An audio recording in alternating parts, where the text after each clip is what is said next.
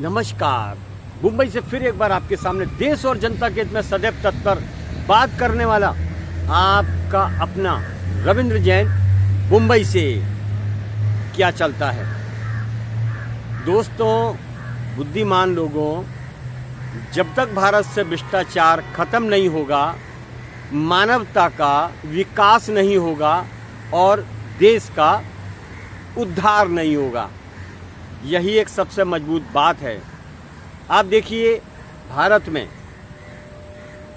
हर दिन कोई ना कोई किसी भी महापुरुष को लेके बड़े बड़े आयोजन किए जाते हैं, बड़ा बड़ा आयोजन किया जाता है, डंका बजाया जाता है, जोर जोर के नारे लगाए जाते हैं। उसके बावजूद भ्रष्टाचार भरपूर होता है। उसके बावजूद अवैध कब्जे जोरदार होते हैं, वसूली कांड जोरदार होते हैं, रेप कांड जोरदार होते हैं, ड्रग्स के धंधे फिर भी होते हैं। आप इसका मतलब समझिए, बड़ी बड़ी संस्थाएं, बड़े बड़े चैरिटी, 99% ये सब अपना कहीं ना कहीं फ़ायदा खोजते हैं। फ़ायदा, उन्हें सिद्धांत पर चलने का और सिद्धांत की बात करने का कोई शौक नहीं है। उन्हें माल चाहिए, माल बनाना है, मौज करना है। ज़्यादातर लोगों ने भ्रष्टाचार के इस बीज को बढ़ावा दिया है, जिसमें ज़्यादातर शासन प्रशासन में कुछ लोग ऐसे बैठे हुए हैं जो एक बहुत बड़ी भयंकर दीमक के जैसे हैं। उन्हें भ्रष्टाचारी दीमक बोला जाता है।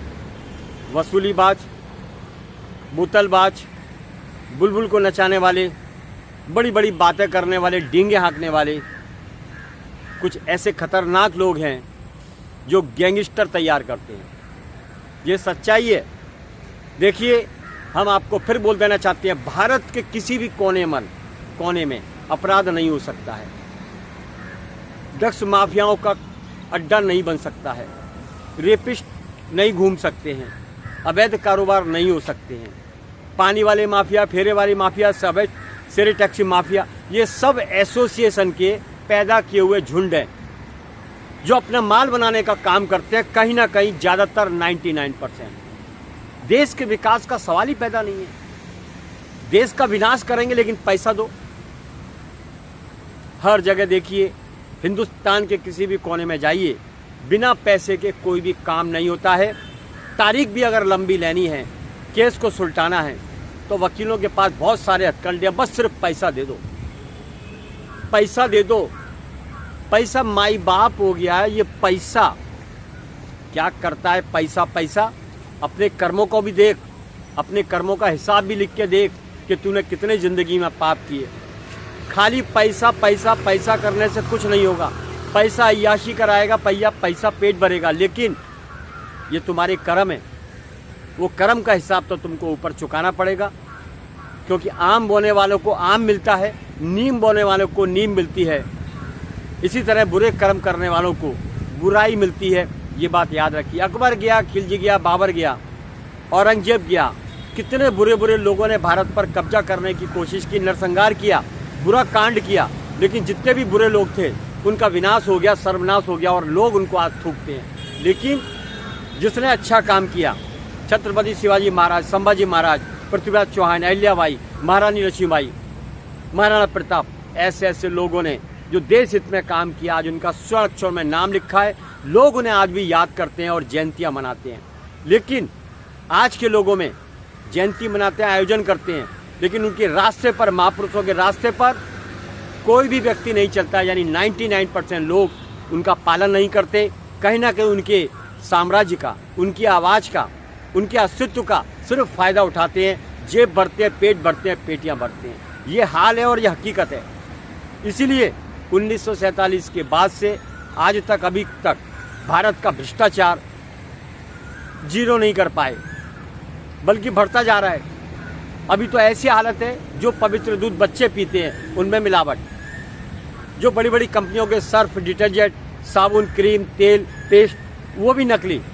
बड़ी बड़ी कंपनियों के घी, तेल के पैकेट असली हैं, अंदर सब नकली है। तो एजेंसियां क्या करती हैं, इसमें कहीं ना कहीं बड़ा मोटा हफ्ता एजेंसियों के पास जाता है जो उसमें सम्मिलित है। और नेताओं के तो आप जानते ही हैं कि नेताओं का चरित्र कैसा है। काले पीले देश के नेता सफ़ेद कपड़े पहनते हैं, लेकिन 99% उन्हें सिर्फ पैसे से मोहब्बत है, बाकी देश से कोई लेना देना नहीं। वो सोचते हैं सत्ता मिली है एक बार तो मौज कर लो, देश को लूट लो, अपना घर बना लो, बाकी भाड़ में जाने दो। ये स्थिति हमारे देश के नेताओं की है और वैसी सोच गंदी इनके फंटरों की है।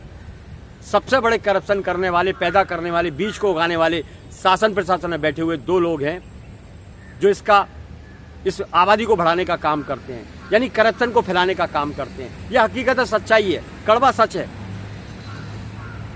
देखिए, सच कड़वा होता है, सुनना किसी को पसंद नहीं होता है। हर किसी व्यक्ति को ज़्यादातर तलवे चाटना बहुत पसंद है, चटवाना बहुत पसंद है। ये काम मुगल करते थे, अंग्रेज करते थे, बाकी कोई नहीं करेगा। सच्चा हिंदुस्तानी कोई काम नहीं करेगा। ये सच्चा हिंदुस्तानी तो जो बोलेगा वो मुंह पर बोलेगा और खरा बोलेगा। लेकिन आज के कहीं ना कहीं मुगलों की औलादें पैदा हैं नेताओं के अंदर भी, इसलिए सच बोलने वालों को फंसा देते हैं, मरवा देते हैं, पुलिस से झूठा इल्जाम लगवा देंगे फंसा, क्योंकि सत्ता है उनके पास। क्या फ़र्क पड़ता है, पुलिस लपेटे में आती है, पुलिस को बोल के फंसवाते हैं, पुलिस बुली बन जाती है। लेकिन एक बात याद रखो, मरवा दो, कटवा दो, गोली मरवा दो या फंसवा दो, ऊपर देर है अंधेर नहीं है, नीचे तारीख मिलेगी, ऊपर फैसला होगा। ये बात हमेशा याद रखिए। बहुत बड़ा षड्यंत्र चालू है पूरे हिंदुस्तान के अंदर। हर तरफ, चारों तरफ ड्रग्स माफिया फैले हुए हैं और ये ड्रग्स माफिया इतने बड़े फैले हुए हैं, इतने बड़े स्तर पर फैले हुए हैं, इनको पकड़ना मुश्किल है। क्यों? ये क्यों नहीं पकड़ा जाएंगे? क्योंकि ये शासन प्रशासन में बैठे हुए हैं, वहाँ से अपना गेम चलाते हैं और लोग इनका काम करते हैं, इसलिए वो नहीं फंसेंगे, लेकिन जो उनके काम करने वाले लोग हैं वो फंसेंगे। ड्रग्स माफिया सबसे बड़े अगर हैं तो शासन प्रशासन में बैठे हुए हैं। इसकी गहन जांच होनी चाहिए और तारीख नहीं, सीधा फैसला कर देना चाहिए, योगी स्टाइल में ठोक देना चाहिए, तभी जाके स्थिति बदलेगी, वरना ये गंदगी साफ नहीं हो सकती है। यहाँ कई प्रकार की गंदगियाँ हैं। मुंबई में तो अभी ऐसा हो चुका है, पानी टैंकर माफियाओं का ग्रुप फैल चुका है चारों तरफ, अरबों खरबों रुपए कमा रहे हैं, सरकार को चूना लगा रहे हैं और इसमें शासन प्रशासन के लोग मिले हुए हैं। सिस्टम से काम करो, सिस्टम से काम करो, हमें कोई एतराज नहीं, सिस्टम से काम करो। फिर यूनियनबाजी करेंगे, सरकार पर दबाव डालने का काम करते हैं, तो फिर गलत काम करने के लिए यूनियनबाजी क्या उचित है? मैं मुंबई हाईकोर्ट से पूछना चाहता हूँ, कल उठ कर ड्रग्स वाला यूनियनबाजी करेगा कि हमारी ड्रग्स बिकने दीजिए, तो क्या वो ठीक है, उचित है? ऐसे ही गलत यूनियनबाजी करने पर उनको भी फंसाया जाए, उनको सीधा कोर्ट में लाके खड़ा किया जाए, उनके ऊपर केस डाला जाए। ये ऐसे लोग हैं जो देश को बर्बाद करने में आमादा हैं, सिर्फ पैसे की खातिर। कायदे में फ़ायदा ये बात नहीं सोचते, आम जनता के लिए सुविधाओं के बारे में नहीं सोचते, ये सिर्फ पैसा कमाने के बारे में सोचते हैं। पानी टैंकर माफियाओं ने हर चौराया, हर गली घेर के रख दी है। हम पूछना चाहते हैं इनका अधिकार क्या है? आम गाड़ी अब जब खड़ी होती है रोड पर, फुटपाथ पर, तो ट्रैफिक पुलिस वाले को सपना आता है और उस पर चार्ज मार देता है। तो ट्रैफिक पुलिस वाला एक गाड़ी पर, स्कूटर पर चार्ज मारता है, उठा के ले जाता है। तो पानी टैंकर माफिया, अवैध सैरिक टैक्सी माफिया, इतने सारे अवैध लोग खड़े हुए हैं, इनको दिखाई नहीं देते या देखना नहीं चाहते या मोटा माल खाते हैं। आपको शर्म नहीं आती? अपने कर्तव्य का सौदा करते हैं और ईमानदार लोगों को फंसाते हैं आप। मैं देवेंद्र फडणवीस से विनती करता हूं कि महाराष्ट्र के अंदर आपको योगी स्टाइल में उतरना पड़ेगा, वरना ये महाराष्ट्र माफियाओं का गढ़ बन जाएगा, ड्रग्स माफियाओं का गढ़ बन जाएगा, हर प्रकार के माफियाओं का अड्डा बन जाएगा। ये कंट्रोल से बाहर हो जाएगा। जो मुंबई आर्थिक नगरी है, विरासतों का गढ़ है, उसकी खूबसूरती पर काला दाग लग जाएगा। और दूसरी बात, मैं रेल मंत्री से बोलना चाहता हूँ, छत्रपति शिवाजी महाराज टर्मिनल पर वो विश्वविख्यात है, तो उसका पैसा कौन खाता है? वहाँ अंदर फेरी वाले बैठे हुए हैं, एक दिन हटेंगे दूसरे दिन बैठ जाएंगे। वहाँ की सड़कें बराबर नहीं है, रोड बराबर नहीं है, अंदर जाले लगे हुए हैं, तो ये पैसा कौन खाता है? इसको, वर्ल्ड हेरिटेज को मेरी विनती है, टाटा को सौंपा जाए। जितनी भी इमारतें हैं मुंबई की हेरिटेज, वो टाटा को सौंदर्यीकरण के लिए सौंपा जाए, वरना शासन प्रशासन मिलकर सिर्फ पैसा खाएंगे और इमारतों का विनाश कर देंगे। इन्हीं उम्मीदों के साथ कि मुंबई हाईकोर्ट हमारी बात सुनेगा, इन्हीं उम्मीदों के साथ सीएम देवेंद्र फडणवीस योगी स्टाइल में उतरकर ठोकेंगे इन माफियाओं को। कायदे में फ़ायदा है, ऐसी बात करेंगे और लोगों को सही राह पर चलने का निर्देश देंगे। मैं अपना वक्तव्य समाप्त करता हूँ, हार्दिक शुभकामनाएं देता हूँ।